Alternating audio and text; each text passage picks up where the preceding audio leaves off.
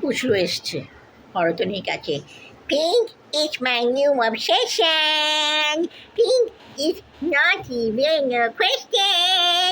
এই হরতনি যে দোন দেখ, তোকে এখন রান্না করতে হবে আমার জন্য আর ওই লম্বা মেয়েটার জন্য।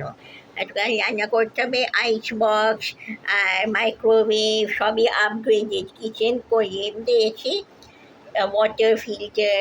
এখন এইগুলো নিয়ে তুই রান্না কর, আমরা চেখে দেখবো ভালো কি বাজে।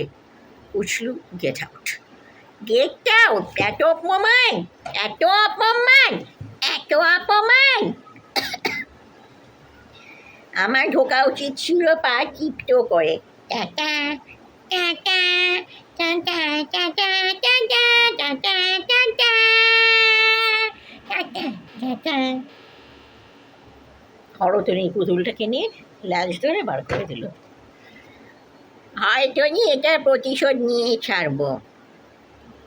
ওই বাড়িও কে পিঙ্ক করে আছে, ওই সঙ্গে আজ রাতে নাচবি, আজ রাতে নাচবি। এই প্রতিশোধ আমি নিয়ে ছাড়বো। আচ্ছা, this is very toxic the way Puchlu is behaving, extremely toxic. Please, I mean, if this happens in your house, your son behaves like this, it's a cause of huge alarm. Huge alarm. God forbid that no boy behaves like this with girls, but they still do. এতটা extreme না হলেও they still do. Goodness.